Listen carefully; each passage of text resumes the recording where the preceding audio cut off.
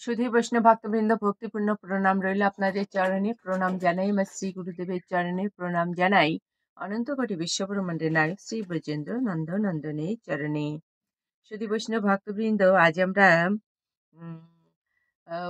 ভগবান এবং ভক্তের মিলন সম্পর্কে সেই চরম যে রাস পূর্ণিমা, রাসলীলা, তার কিয়দংশ আমি বলার চেষ্টা করছি। মাত্র আমি অভাজন অধম, বলবার মতো ক্ষমতা বা শক্তি আমার নেই। তারপরও একটু চেষ্টা করি ভক্ত সমীপে এটা প্রকাশ করার বা উপস্থাপন করার প্রয়াস মাত্র, চেষ্টা মাত্র। সুধী বৈষ্ণব ভক্তবৃন্দ, আসুন, আপনাদের মতো সুধী বৈষ্ণব ভক্তজনের চরণে রইল আমার ভক্তিপূর্ণ প্রণাম। প্রণাম জানাই আমার শ্রী গুরুদেবের চরণে। যে গুরুদেবের কৃপা না হলে হয়তোবা ভগবানের সেবা এভাবে যতটুকুনি করছি, যৎকিঞ্চিতই করছি, এভাবে করতে পারতাম না। সেই গুরুদেবের চরণে আমার অনন্ত কোটি ভক্তিপূর্ণ প্রণাম। প্রণাম জানাই অনন্ত কোটি বিশ্ব ব্রহ্মাণ্ডের নায়ক যিনি শ্রী ব্রজেন্দ্র নন্দনের চরণে আমার ভক্তিপূর্ণ কোটি কোটি প্রণাম। সুধী বৈষ্ণব ভক্তবৃন্দ, আসুন আমরা এবার রাসলীলা সম্পর্কে কিছু শ্রবণ করার চেষ্টা করি মাত্র। ওম নমো ভগবতে বাসুদেবায়। ভগবত বাসুদেবস্য বাংময়ী মূর্তি স্বরূপায় শ্রীমদ ভাগবত গ্রন্থ মহাপুরুষায় নম।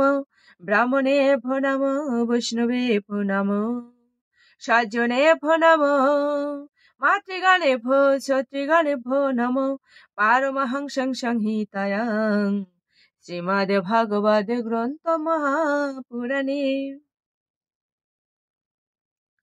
অন্তরের ভাবকে পুষ্ট করে বাহিরের আবেষ্টনী, দেশকাল অনুকূল হইলেই ভাব ভাস্বর হইয়া ওঠে।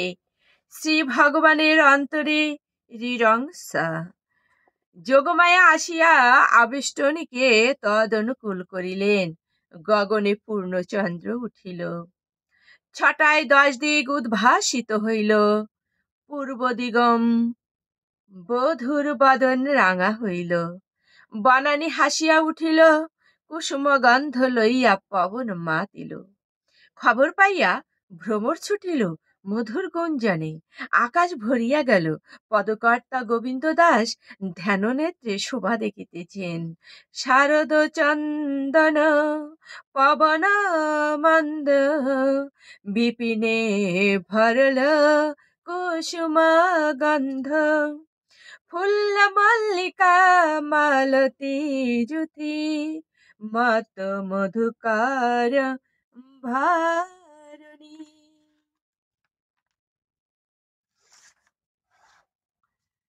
নন্দনন্দনের অন্তরের সাতটি যেমন সুন্দর, ব্রজবানের শোভা সম্পদ হইল তেমনি মধুর মনোহর মুগ্ধকারী।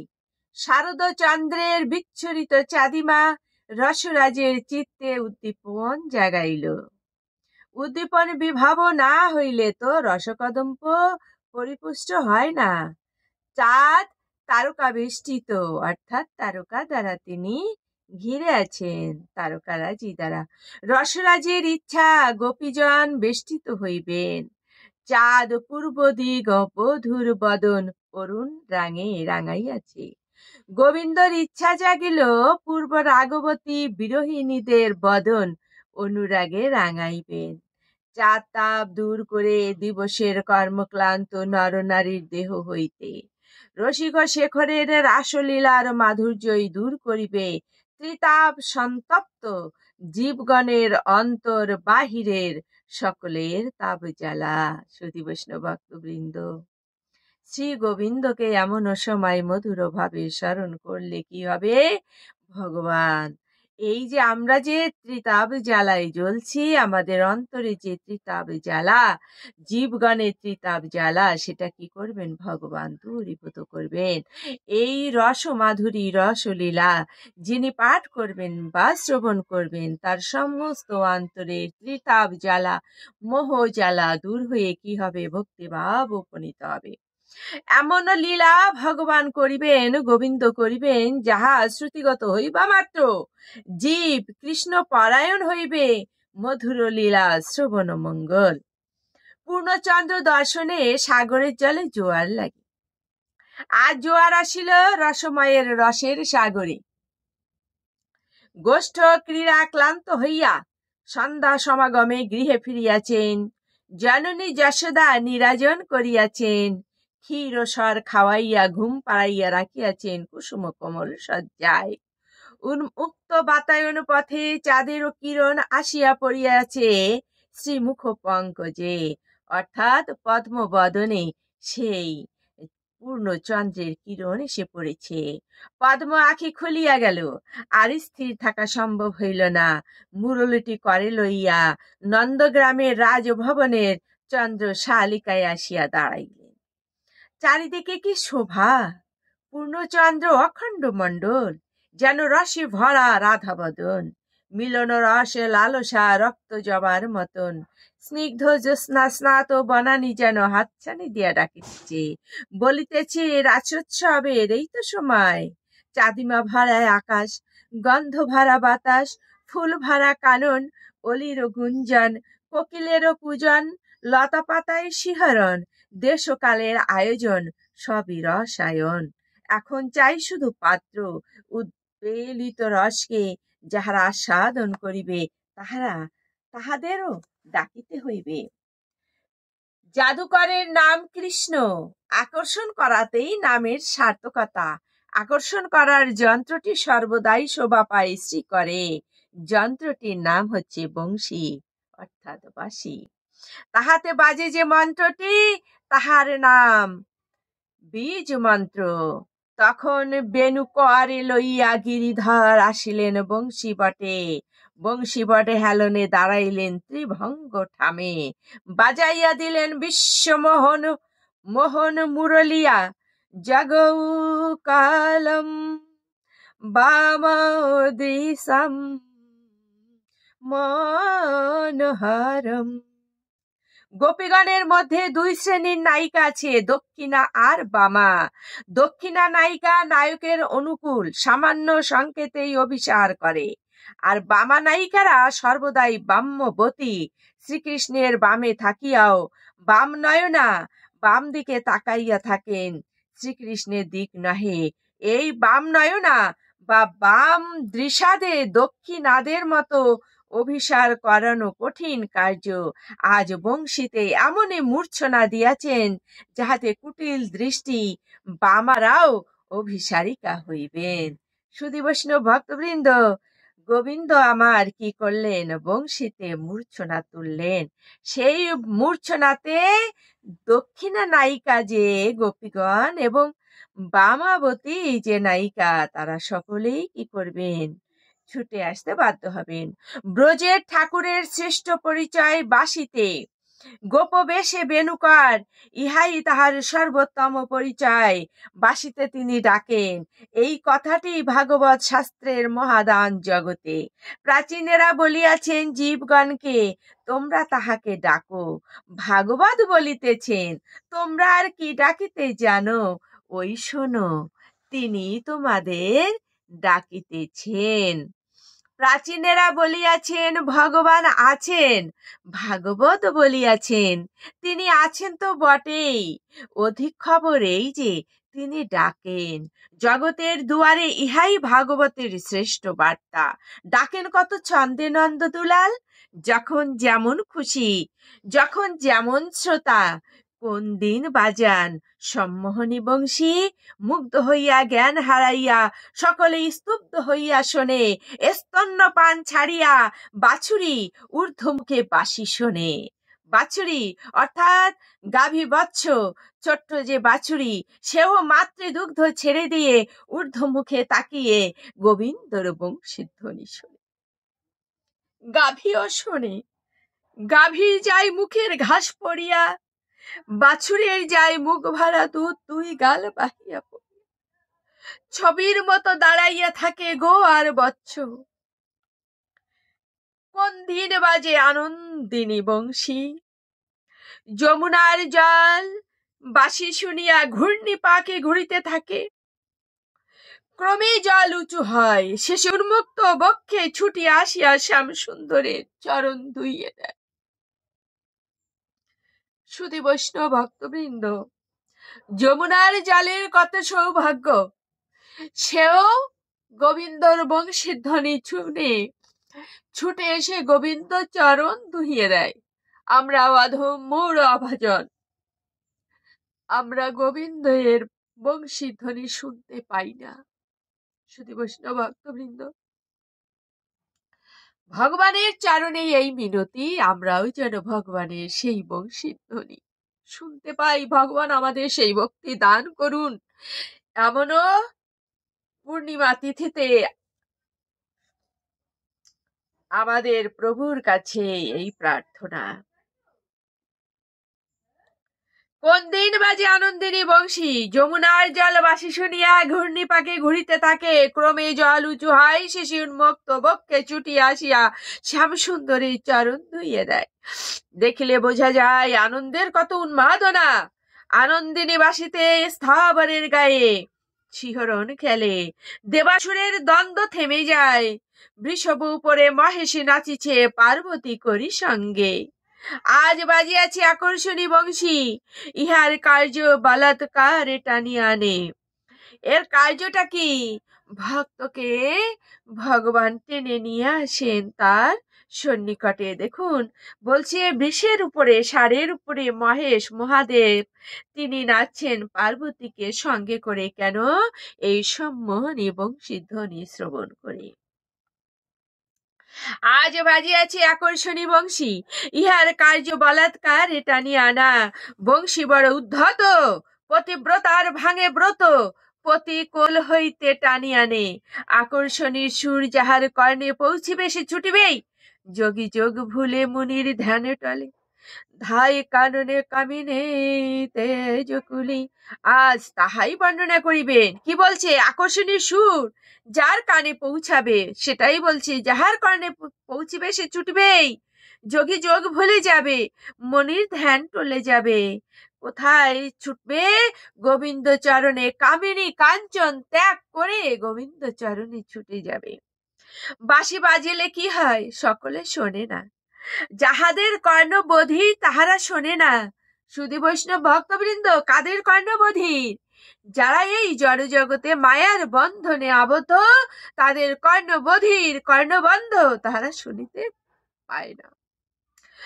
কাহারও কর্ণ অজ্ঞতার বধির, কাহারও বা অতি বিজ্ঞতাই বধির। অনেকে আছে অজ্ঞানতার জন্য শুনতে পায় না, আর অনেকে আছে অধিক জ্ঞানের জন্য শুনতে পায় না। কেন? অধিক জ্ঞান লাভ করে সে অহংকারী হয়ে যায়, আমার মতো পণ্ডিত তো আর নাই। এই কারণে সে সেই অজ্ঞানতার কারণে ভগবানের বংশী ধ্বনি শুনতে পায় না। কেহ অলসতায় জড়দায় বধির, কেহ অতিশয় কর্ম কলাহলে বধির। সুধী বৈষ্ণব ভক্তবৃন্দ, কেউ অলসতার কারণে শ্রবণ করতে পারে না আমার গোবিন্দর বংশী ধ্বনি, আর কেহ আছে এত কর্মব্যস্ত এই সংসারে, কর্মব্যস্ততার কারণে আমার গোবিন্দর বংশী ধ্বনি শুনতে পায় না। কেহ মোক্ষ কামনায় বধির, কেহ স্বর্গ কামনায় বধির। এক বিন্দু আত্মসুখ বাঞ্ছা যাহাদের আছে, তাহারাও মুরলে তান শ্রবণে অযোগ্য। বিশেষত আজিকার মুরলিতে অর্থাৎ বংশী সুরধ্বনিতে এমন মূর্ছনা দিয়াছেন যে প্রবল অনুরাগ ভরা হৃদয় যাহাদের, তাহারা ছাড়া অন্য কাহারা শ্রুতিগোচর হইবে না। সুধী বৈষ্ণব ভক্তবৃন্দ, শুদ্ধ বৈষ্ণব ভক্তবৃন্দ, আর কাহারও কর্ণে এই বংশীর ধ্বনি, ভগবানের বাঁশির সুর পৌঁছাবে না। উত্তম কালয়তি গান শুনিতে তৈয়ারি কান লাগে, আর কবে দেখা পাবো বলিয়া কাঁদিতে কাঁদিতে ব্যাকুল হইয়া যাহারা প্রতি মুহূর্তে কান পাতিয়া আছেন, সেই ব্রজবধূগণ বাঁশি শুনিলেন। ব্রজ গোপিনী গান, ব্রজ গোপীরা তারাই শুধুমাত্র শুনলো। কেন? তারা যে আজীবন আবাল্য লালসা করে আছে, জন্ম জন্মান্তরের লালসা, গোবিন্দর চরণ পানে। গোবিন্দর সেই সুমধুর বাঁশির তান শুনব বলে এই কারণেই শুধু তাহারাই শুনিল। অপরের গমনের উদ্যোগ লক্ষ্য না করিয়াই প্রিয় যেখানে ছিলেন তথায় গমন করিলেন। গমন বেগ তাহাদের কর্ণের কুণ্ডল সমূহ দুলিতেছিল। গো দহনরতা কোন গোপী উৎসুক বাসে দহন কার্য পরিত্যাগ করিয়া কেহ চুল্লের উপর দুগ্ধ চাপাইয়াছিল, কেহ বা গোধূম কোন অন্ন প্রস্তুত হইলেও চুল্লির উপর হইতে তাহা না নামাইয়াই ছুটিলেন। কোন কোন গোপী পরিবেশন, শিশুদিগকে দুগ্ধপান, পতি শুশ্রূষা, কেহ বা ভোজন, অঙ্গরা গাত্র মার্জন ও নয়নে অঞ্জন প্রদান করিতেছিলেন। তাহারা ওই ওই কার্য পরিত্যাগ করিয়া চলিলেন। শুধু বৈষ্ণব ভক্তবৃন্দ, গোপিনীরা যে যে অবস্থায় ছিল সে অবস্থাতেই ছুটে চলল। কেউ বা গাভী দহন করছিলেন, কেউ দুগ্ধ উনুনে চড়িয়েছিলেন, কেউ পতি সেবা করছিলেন, কেউ সন্তানের সেবা করছিলেন, কেউ বা অঙ্গরাগ করছিলেন, কেউ নয়নে অঞ্জন অর্থাৎ কাজল পড়ছিলেন, কেউ বা নূপুর পড়ছিলেন, কেউ বা কমর বন্ধনী পড়ছিলেন। যে যেমন অবস্থায় ছিল সে সেই অবস্থাতেই কি করিল, চুট দিল। আবার কোন কোন গোপী বস্ত্র অলঙ্কার সমূহ বিপরীত ভাবে পরিধান করিয়া শ্রীকৃষ্ণের নিকট গমন করিলেন। কেউ কি করলেন, হাতেরটা পায়ে, পায়েরটা হাতে, গলাটা কোমরে, এমনি ভাবে দিয়ে দিক বিদিক জ্ঞান শূন্য হয়ে ছুটলেন। কেননা তাদের অন্তরে মন, বাহির ও ভিতরে সব জায়গায় শুধু গোবিন্দ আর গোবিন্দ। তাই কোনো দিকে ভ্রুক্ষেপ না করে ছুটলেন ভগবানের পানে।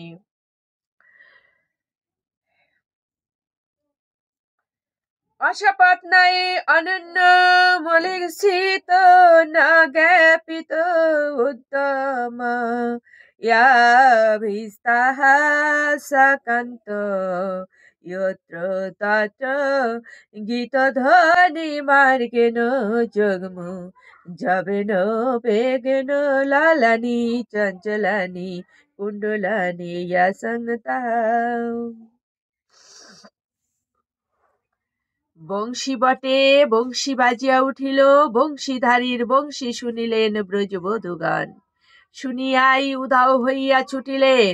শ্রবণ আর প্রদাভন ইহার মধ্যে ভাবিবার অবকাশ নাই। ভাবে মন, সে তো আগেই অপহৃত, সুতরাং চিত্ত ভাবনাহীন, শুধু আছে প্রধাবন বিচারবিহীন। সুধী বৈষ্ণব ভক্তবৃন্দ, গোপিনীরা ছুটলেন তো, যুথে যুথে পালে পালে শত শত কোটি কোটি গোপিনীরা ছুটে চললেন সেই কৃষ্ণের মধুর বংশীর ধ্বনি শুনে। সুধী বৈষ্ণব ভক্তবৃন্দ, সত্যি কথা বলতে কি, ভগবানের এই রসমাধুর্য এ বর্ণনা করা সময়ের ব্যাপার। আমাদের তো সময় স্বল্পতা, আমরা সংক্ষেপে একটু বলি, যদি সম্ভব হয় আবার সামনে আলোচনা করব। এমনি ভাবে গোপিনীরা যখন ছুটে চলছিলেন, পাশে পাশে ছিলেন কিন্তু কেউ কাউকে দেখছেন না। সকলেই মনে করছেন কি আমি একাই ছুটছি, আশেপাশে তাকিয়ে দেখবার সময় নাই। যখন ছুটে চললেন এবং গোবিন্দের নিকট পৌঁছালেন, গোবিন্দ কিন্তু সহজে তাদের গ্রহণ করেননি। প্রথমে তাদের খুব পরীক্ষা নিয়েছিলেন। হে ব্রজবধূগণ, তোমরা ফিরে যাও। তোমরা কেন পরপুরুষের নিকট এসেছো? তোমরা নিজ স্বামীর সেবা করো। স্ত্রীগণের, বামাগণের নিজ স্বামী ছাড়া অন্য পতির দিকে, পরপুরুষের দিকে ধাবিত হতে নাই। এভাবে বহুভাবে যখন বোঝালেন, ব্রজবধূগণ, ব্রজ গোপীগণ ভগবানকে এটাই বুঝিয়েছিলেন, তুমি তো অনাদির আদি গোবিন্দ, আমরা গোবিন্দর নিকট এসেছি। আমরা পরমানন্দ, সেই পরমানন্দর নিকট এসেছি, আমরা শ্রী গোবিন্দর নিকট এসেছি, আমরা পরমেশ্বর ভগবানের নিকট এসেছি। যার ক্ষয় নাই লয় নাই, আমরা তার নিকট এসেছি। আর যে জড় জগতের যে মায়ার বন্ধন, যা নশ্বর, যা ধ্বংসপ্রাপ্ত, আমরা সেই সংসারের মায়া ত্যাগ করে এসেছি।